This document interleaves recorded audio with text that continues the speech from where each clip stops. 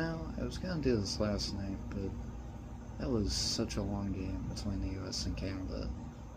And I'll just say it, hats off to Team Canada. Connor McDavid, Nathan McKinnon, Cale Makar, my guy Sidney Crosby from the Pittsburgh Penguins. They really brought it last night. And, I kind of wonder if they kind of went into Boston pissed off with that goal of getting that rematch with the US. Because that obviously had to sting to lose, not just in Montreal, but to lose in Canada to Team USA. And that was kind of something I thought about, was like, how would Canada roll into Boston? Would they be upbeat, or would they kind of just be locked in and focused on that goal of getting a rematch with Team USA? And on the other half of that, Team USA, they fought really hard, man. But it was just kind of how it played out last Saturday, which was, it was 2-1, the US leading, but this time Canada struck back and tied it and forced it to overtime.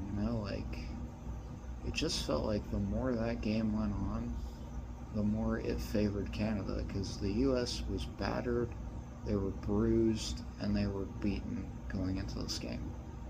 They didn't have Charlie McAvoy. The Teacap brothers were still kind of banged up. The US was tired. They were exhausted after 3 periods of hockey.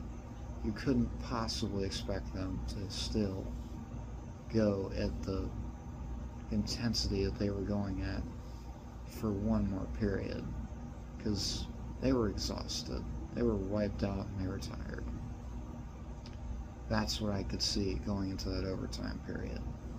It was just that those guys just could not keep up with Canada. Canada was fast. Canada just had everything they needed to win this. And honestly, what a great 10 days of hockey. We got some really incredible games, some really incredible moments. And I really hope they bring this back again for the year before the next Winter Olympics, because this would be great to have. This was a great thing for hockey. But in closing, congrats to Team Canada. And as a USA fan, that's probably the most heartbreaking loss I've ever seen in hockey. But yeah, that's it for the Four Nations Face-Off.